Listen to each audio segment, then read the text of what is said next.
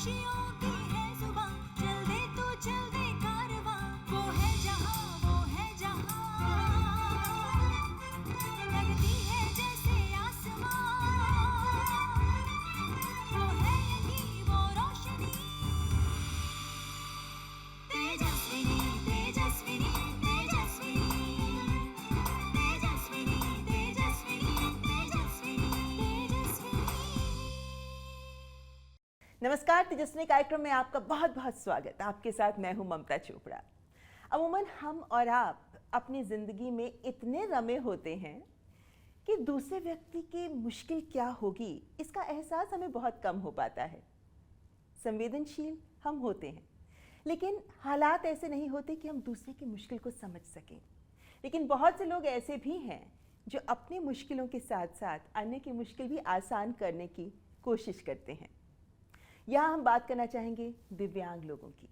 और दिव्यांगजन की मुश्किल को वही समझ पाता है जो दिव्यांगजन के साथ रहा हो या स्वयं भी दिव्यांग हो। एक ऐसा नाम जिन्होंने एक्सेसिबिलिटी को लेकर, सुगम्यता को लेकर बहुत काम किया। आप एक बड़े कॉर्पोरेट घराने से जुड़ी हैं, लेकिन आपको इस बात का श्रेय भी जाता है कि आपने मेल डोमिनेटेड फील्ड में अपनी एक महिला के तौर पर जगह बनाई। स्टील, ऑयल और गैस के क्षेत्र में आपने अपना एक अलग मुकाम, एक अलग पहचान गढ़ी है। आज की हमारी तेजस्विनी है जानी मानी बिजनेस वुमेन और स्वयं संस्था की फाउंडर चेयरपर्सन स्मीनू जिंदल। देश में सुगम्यता के प्रति जागरूकता तथा अधिकार की आवाज बुलंद कर इसे जमीन पर साकार करने में प्रयासरत हैं सुगम्यता अधिकार संगठन स्वयं की संस्थापक अध्यक्ष स्मीनू जिंदल, जो पुरुषों के वर्चस्व वाले स्टील, तेल और गैस क्षेत्र में अपनी उपलब्धियों के लिए जानी जाती हैं। 11 वर्ष की उम्र में एक दुर्घटना से जीवन भर के लिए व्हील चेयर पर निर्भर स्मीनू ने सुगम्य वातावरण की आवश्यकता खुद महसूस की और देश को सुगम्य बनाने के लक्ष्य से बनाई स्वयं नाम की संस्था, जो सक्षम, सुलभ और समावेशी वातावरण के लिए सरकार के साथ मिलकर काम करती है। वे सुगम्यता ऑडिट करते हैं, नीतिगत स्तर पर सरकार की मदद करते हैं। स्वयं खेल मंत्रालय के साथ पहले खेलो इंडिया पैरा गेम्स के लिए साझेदारी कर 1400 पैरा एथलीट्स के लिए आधारभूत ढांचा, ट्रांसपोर्ट की सुविधा मुहैया कराकर सुगम्यता की महत्ता से सभी को रूबरू करा चुके हैं। यही नहीं, स्मीनू ने कुतुब मीनार, ताजमहल जैसे हमारे विश्व धरोहर स्थलों को सुगम्य बनाने की जिम्मेदारी भी ली। कभी हार न मानने के जज्बे से मात्र 19 वर्ष की उम्र में घाटे में चल रही फैक्ट्री से अपने को साबित कर अपना करियर शुरू किया और आज जिंदल सॉल लिमिटेड ने स्मीनू जिंदल के नेतृत्व में विश्व में टोटल पाइप सॉल्यूशंस के तौर पर अपनी पहचान बनाई। यही नहीं, बल्कि जल के क्षेत्र में कदम आगे बढ़ाने के साथ साथ वे वेस्ट टू वेल्थ के क्षेत्र में भी काम कर रहे हैं। सुगम्यता की आवश्यकता केवल दिव्यांगजन को ही नहीं, अपितु गर्भवती महिलाएं, बुजुर्ग, बच्चे, बीमार, चोटिल जन के लिए भी है। बाहर ही नहीं, घर के अंदर भी सुगम्यता आवश्यक है। सुगम्य शौचालय जरूरी है। प्रत्येक मंच पर सुगम्यता पर मुखरता से ये आवाज बुलंद करने वाली तथा पुरुष प्रधान स्टील, तेल और गैस क्षेत्र में अपनी मजबूत पहचान गढ़ने वाली स्मीनू जिंदल हैं हमारी तेजस्विनी। तो आइए करते हैं मुलाकात स्मीनू जी से। स्मीनू जी, बहुत बहुत स्वागत आपका तेजस्विनी में। Thank you. मैं यहाँ के बहुत ऑनर्ड फील कर रही हूँ। Thank you for pleasure calling me. Indeed. Sminu ji, आपकी एक सोच है जिससे मैं प्रोग्राम का आगाज करना चाहती हूँ, जिसमें आप ये कहती हैं कि एक्सेसिबिलिटी एक होप है और होप प्राइसलेस होती है। ये आपके हृदय की उस संवेदना को भी दिखाती है कि आप एक्सेसिबिलिटी को लेकर, सुगम्यता को लेकर कितना महसूस करती हैं। आपने जब ये काम शुरू किया इस क्षेत्र में, तब तक बहुत कम लोग थे जो इस क्षेत्र में आगे आ रहे थे। कैसे आपने सोचा कि इस दिशा में कदम बढ़ाया जाना बहुत ज़रूरी है? Actually Mamata ji, it isn't कि एक दिन एक मोमेंट पे मुझे ये फील हुआ कि आज से एक्सेसिबिलिटी पे काम करेंगे। मैं मात्र 11 साल की थी जब मेरा कार एक्सीडेंट में पैराप्लीजिया मुझे हो गया, जिसकी वजह से शायद ज़िंदगी भर चल नहीं पाती। 11 साल की उम्र में इस चीज़ को महसूस करना और रियलाइज़ करना कि ये परमानेंट है, ये बदली नहीं होएगा, तो मेरे पेरेंट्स ने मुझे शुरू से जो डिफरेंट किया मेरे साथ, मेरे ख्याल से वो उनके ऊपर है, उनकी हिम्मत कमाल है कि उन्होंने मुझे ये हिम्मत दी कि बेटा अब ये जो हो गया उसको पलट नहीं सकते, पर अगर लाइफ ने आपको लेमन दिया है तो उसका लेमनेड बना सकते हैं और इन्जॉय कर सकते हैं। So I am very grateful to my parents for encouraging me कि आप अपना सपना सोचो और आगे बढ़ो। तो शुरुआत में स्कूल कॉलेज में मेरे अलावा मैंने व्हीलचेयर पे कभी किसी को नहीं देखा। मेरे पेरेंट्स मुझे ना कि सिर्फ अब्रॉड, क्योंकि वो थोड़ा सा सिंपलर होता है, बट भारत के हर कोने में वो मुझे लेकर गए। तो मुझे बचपन में ये लगता था शायद मैं एक अकेली ऐसा पर्सन हूँ जिसके साथ ये हादसा हुआ। पर धीरे धीरे मैं 6 साल की थी जब मैंने डिसाइड किया था कि मैं बिज़नेस करूँगी, और मैंने बोला कि मैं एसआरसी से अपना कॉमर्स करूँगी और उसके बाद में मैं अपना मैनेजमेंट करूँगी फाइनेंस में एमबीए। तो God willingly I finished all my studies with excellent degree and उस दौरान फिर मैं काम में लग गई। तो मेरे को लगा मेरे साथ ये प्रॉब्लम है, बाकी किसी के साथ नहीं है। पर मैं ऑब्ज़र्व करती थी कि जैसे मुझे सीढ़ियाँ चढ़ने में दिक्कत होती है, जिसको आर्थराइटिस है उसको भी तो तकलीफ़ होती है, जो प्रेग्नेंट है उसको तकलीफ़ होती है।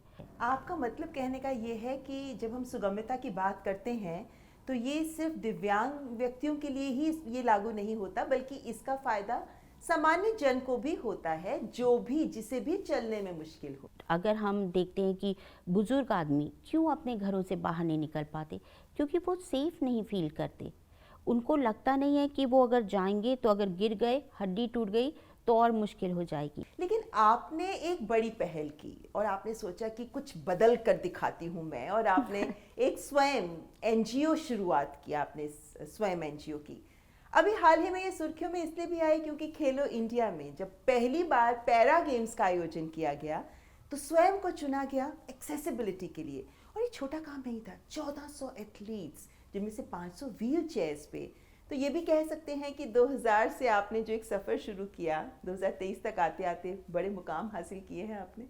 मुकाम हासिल किए ममता जी, लेकिन अभी भी लगता है बहुत कुछ अधूरा रह गया। ये खेलो इंडिया के अंदर हमने ये तो महसूस करा दिया कि यातायात के साधन बहुत ज़रूरी है।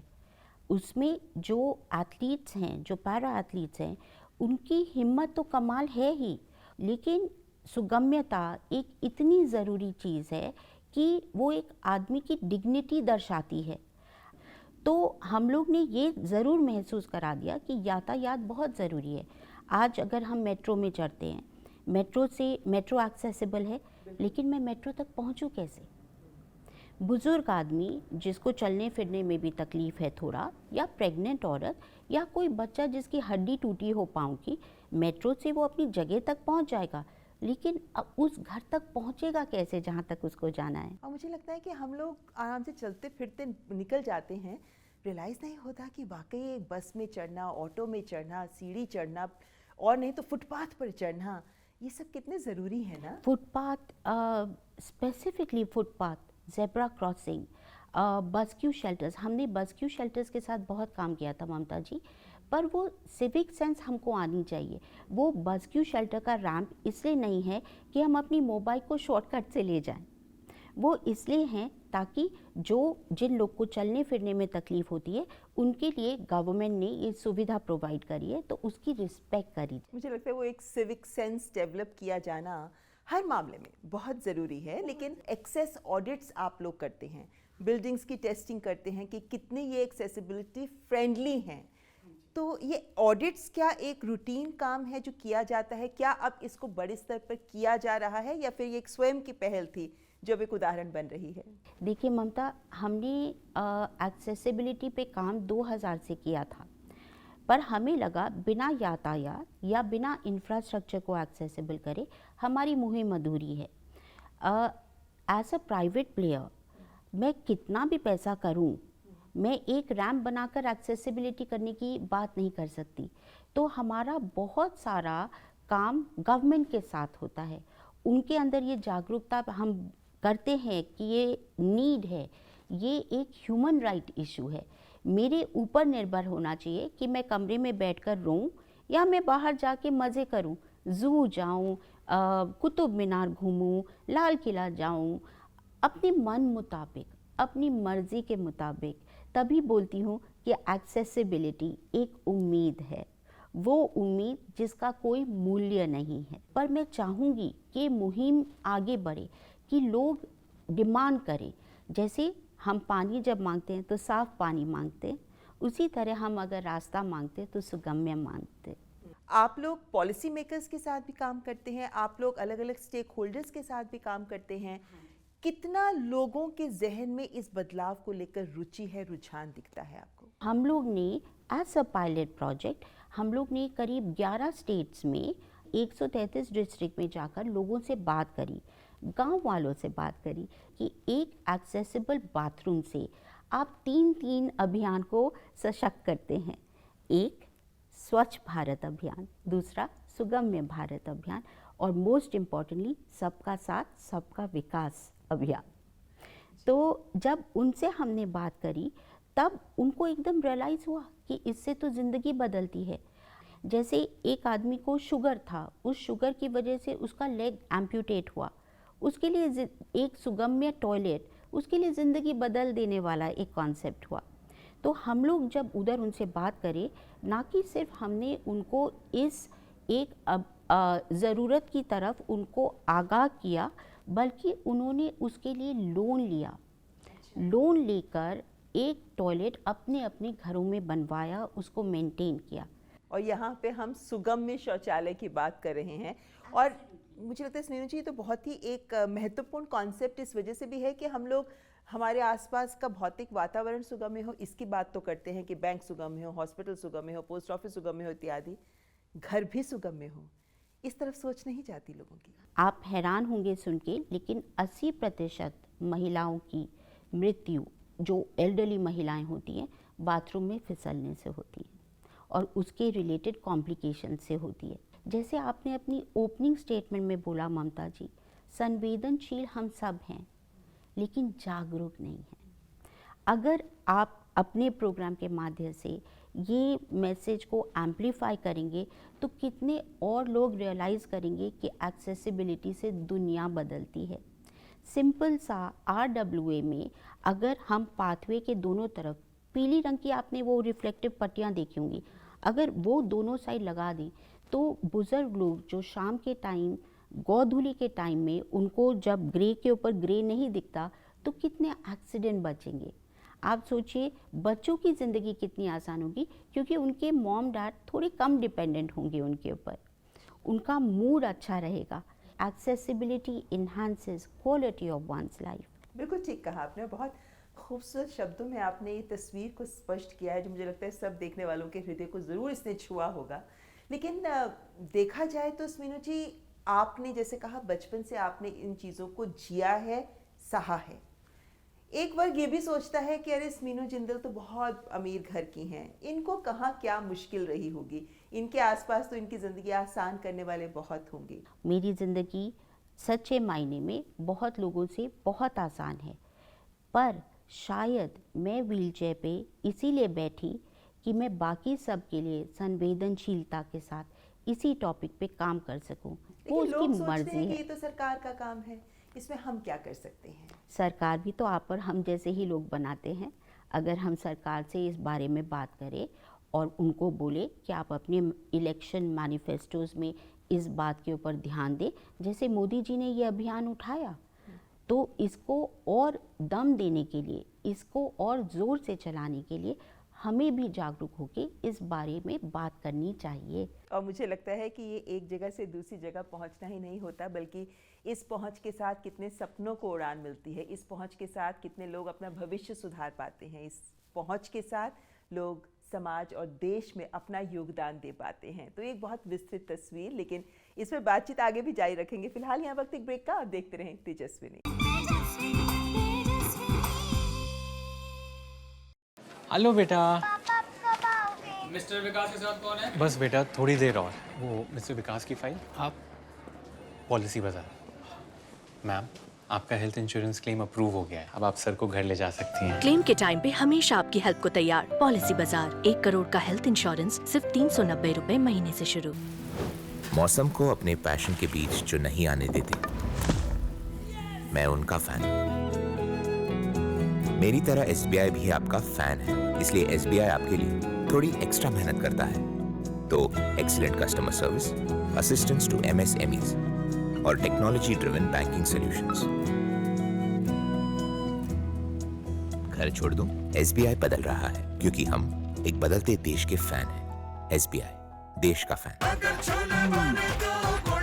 गोल्डी छोले मसाले, जहाँ जाए रिश्ते बनाए। जहाँ जाए रिश्ते बनाए गोल्डी मसाले।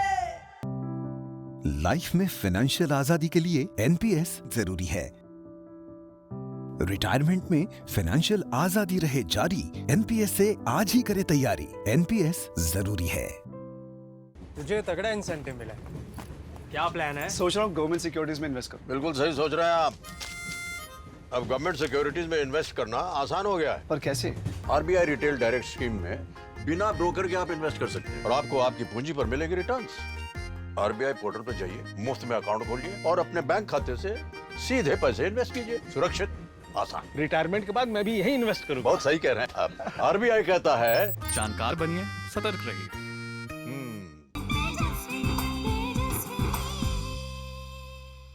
ब्रेक के बाद आपका स्वागत। आप देख रहे हैं तेजस्विनी, जिसमें आज हमारे साथ हैं स्वयं संस्था की फाउंडर चेयरपर्सन और जिंदल 100 की मैनेजिंग डायरेक्टर स्मीनू जिंदल।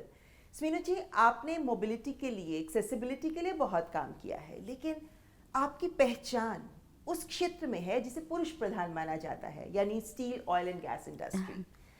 एक महिला का व्हील चेयर पे इस क्षेत्र में अपनी पहचान स्थापित करना कितना चुनौतीपूर्ण था आपके लिए? एक व्हीलचेयर पे कोई भी व्यक्ति के लिए सबल दिखना मुश्किल होता है। एक्सीडेंट से पहले तो मैं एक नॉर्मल बच्चा थी, चलना फिरना कोई इशू नहीं था, सांस लेने बराबर था। पर उसके बाद ज़िंदगी बदलती है, तो ट्रेनिंग करना, अपने आप को स्ट्रॉन्ग बनाना, अपनी व्हीलचेयर खुद ड्राइव करना, शायद इसके लिए मेरे को एक्सेसिबिलिटी और भी प्यारी थी। तो बोर्ड रूम में वक्त के साथ माहौल कैसे बदलता देखा आपने? शुरू में तो जी मैं 19 साल की थी जब मैंने ये काम शुरू किया। तो शुरू में तो लोग कुछ समझते नहीं हुए, एक तो 19 साल, ऊपर से लड़की है, तो टाइम पास करने आई होगी व्हील चेयर पे। बट धीरे धीरे जब बात होती है, जब काम की बात होती है, तो अल्टीमेटली तो आपका काम स्पीक करता है। आप कोई भी क्षेत्र में हैं, अगर आप उसमें अच्छे हैं तो आपका अपने आप नाम हो जाता है। जैसे आपकी शो से, तेजस्विनी से। आप तो लेकिन फाइनेंस बैकग्राउंड की थी ना, तो कितना मुश्किल था स्टील जैसे एक हार्डवेयर जिसे कहते हैं, एक ऐसे इंडस्ट्री में अपने आप को एस्टेब्लिश करते हुए आई एम श्योर आपने ग्राउंड लेवल तक जाकर लोगों से इक्वेशन बनाने की भी कोशिश की होगी। क्या ऐसा प्रयास रहा और कितना मुश्किल? यू नो, आप एकदम राइट हैं कि मैं फाइनेंस का बैकग्राउंड रखती हूँ, पर मुझे जुनून था प्लांट्स के अंदर जाने का, मशीन को चलता हुआ देखने का, जैसे फैक्ट्रीज में जाने का। और क्योंकि टेक्निकल बैकग्राउंड एज सच नहीं था, तो मुझे अपने वर्कर्स के साथ खड़े होके समझने में बहुत मज़ा आता था कि ये मशीन कैसे चल रही है। ये स्टेनलेस स्टील की हम फॉइल करते थे, तो उसकी क्वालिटी में क्या सुधार कर सकते हैं। किताबें पढ़ते थे। जैसे आपके कैमरा पर्सन का एक लैंग्वेज है, अगर वो आपको नहीं आता तो आप नेतृत्व नहीं कर पाते। तो मैंने वहाँ पर जाकर प्लांट में, गर्मी में, सर्दी में खड़े होकर अपने वर्कर के साथ बैठकर काम सीखा। योर टीम लीडर, अगर आप अपने फैक्ट्री में 3 घंटा भी नहीं बैठ सकते, तो अपने वर्कर से आपको उम्मीद नहीं करना चाहिए कि वो 8-8 घंटा की ड्यूटी करे।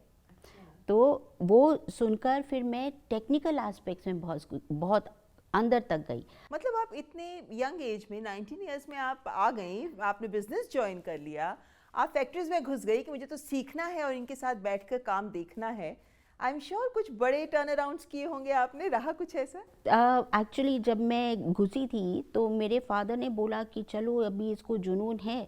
एक फैक्ट्री बंद हो रही थी, तो उन्होंने बोला अगर इसको चला दिया ना तो तुम बिजनेस में आ जाओगी, और अगर नहीं चलाया तो समझ लेना यू गेव योर बेस्ट, तुम्हारे बस का नहीं था। Challenge accepted. अब जिस दिन हम पहले दिन उधर घुसे तो आपने जो बोला कि महिला होने का क्या दिक्कत थी, मेरे 11 हेड्स ने तुरंत रेजिग्नेशन दिया कि हम एक महिला बॉस को रिपोर्ट नहीं करेंगे, वो भी जो उम्र में इतनी छोटी है और जो व्हीलचेयर पर बैठी है, कतई नहीं करेंगे। तो मेरे पास फिर ये चुनौती थी कि मैंने अपने डैड को जाके बोला, मैंने कहा 11 लोग रिज़ाइन कर दिए तो शायद फिर मैं पीछे हट जाऊं। उन्होंने बोला नहीं, तो मैंने बोला नहीं, एक्सेप्टेड, देखते हैं। तो वहाँ से मैंने रियलाइज़ किया जितना टेक्निकली आदमी को पता होता है उतना सेल्फ कॉन्फिडेंस बढ़ता है, और ये बहुत इम्पॉर्टेंट है कोई भी महिला के लिए कि वो टेक्निकली साउंड हो, तभी वो आगे बढ़ पाएंगी। यानी आपको अपने एरिया के बारे में अच्छी नॉलेज होनी चाहिए, वो कॉन्फिडेंस आता है। लेकिन आप लोगों ने जैसे pipe manufacturers, one of the biggest pipe manufacturers आपकी कंपनी रही है, ऑयल के साथ पानी के क्षेत्र में भी आपने कदम रखा, ये भी एक नोबल सोच थी उस वक्त की, एक नई सोच, ये भी क्या आपके दिमाग की उपज थी? नई सोच ज़रूर थी, क्योंकि ऑयल एंड गैस बहुत सिक्लिकल बिजनेस है। जैसे मैंने आपको बोला, कभी आपके पास प्रोजेक्ट आए, कभी नहीं आए, कहीं पाइप ले हो ही नहीं रहा तो आपसे पाइप कोई क्यों लेगा। तो हमने फिर बोला कि ऑयल तो वैसे भी रिड्यूसिंग कमोडिटी है, तो how do we broaden our horizon. तो हम लोग ने वाटर पाइपलाइन में एंट्री करी, DI पाइप्स में, और फिर हमने सीमलेस का रिवीजन किया। As a result we were known as total pipe solution company. तो हम लोग पाइप लेइंग की तरफ गए, वेस्ट टू एनर्जी की तरफ गए, और भी हम आगे और एक्सपेंशन करना चाहते हैं। ये मेरा ड्रीम है कि Jindal saw should be one of the most respected company, not that it isn't, पर हर आदमी की तरह मैं भी महत्वाकांक्षी हूँ। बिल्कुल ठीक, और मेरे को लगता है कि आप जैसी महिलाएं ही जब इन सपनों के साथ आगे बढ़ती हैं तो देश की बहुत सी और महिलाओं को भी गौरवान्वित करती हैं, प्रेरित भी करती हैं, और इसीलिए आज हमारे साथ इस मंच पर आप भी उपस्थित हैं।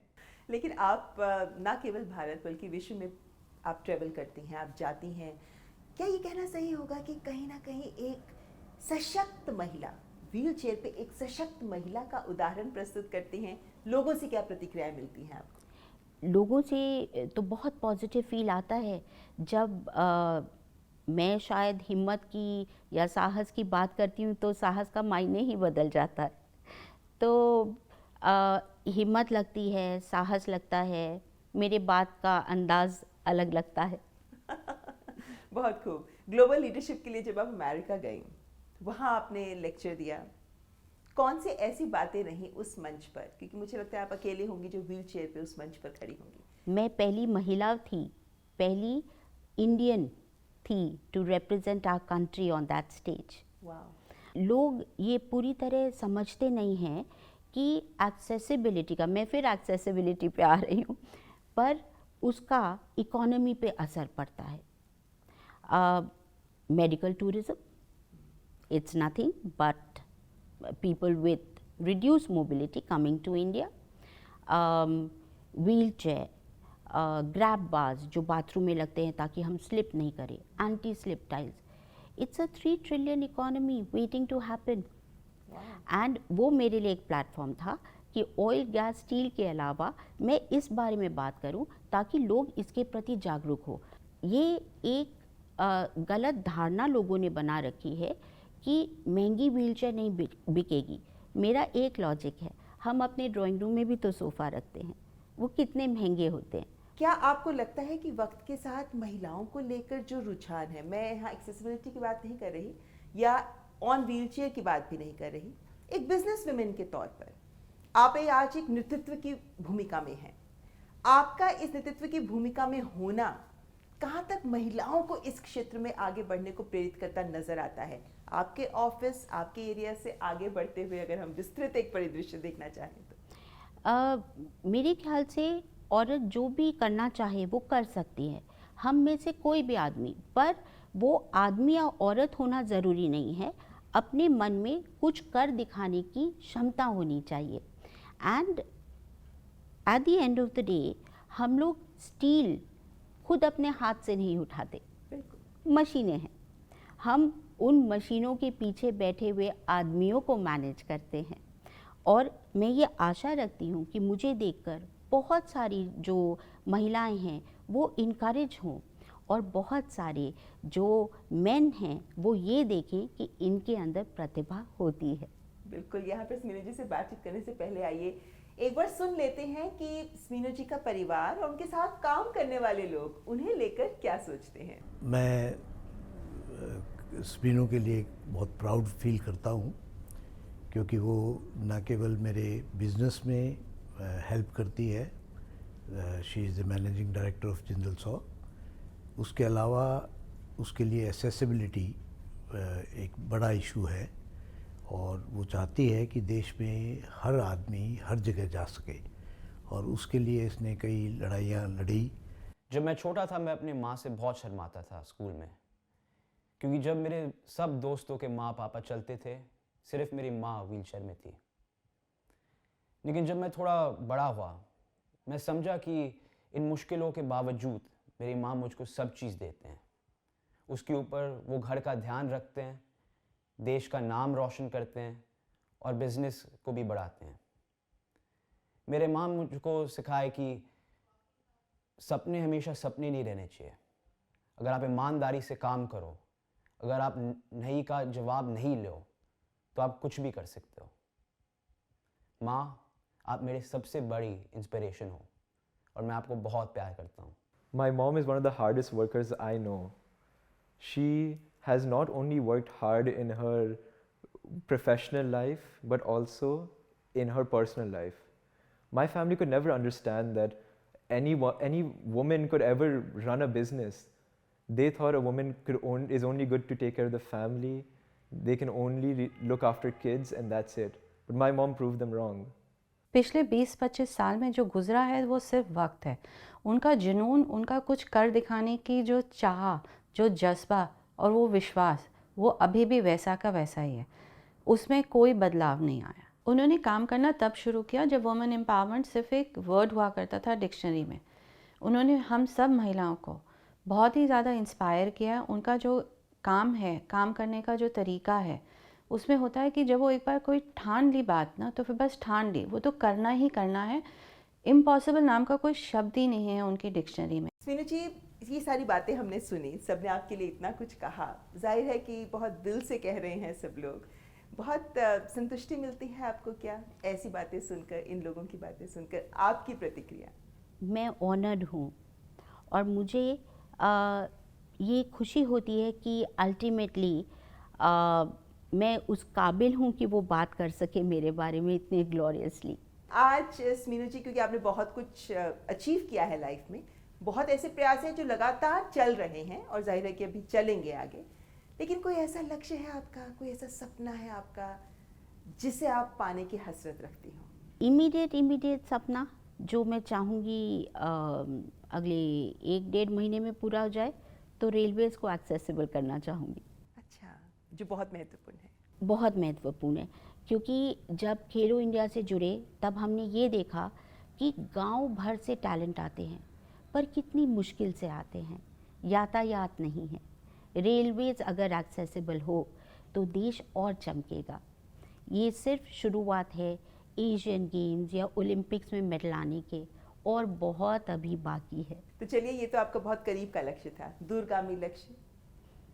दूरगामी बहुत सारे हैं। दूरगामी कंपनी को और आगे बढ़ाना है।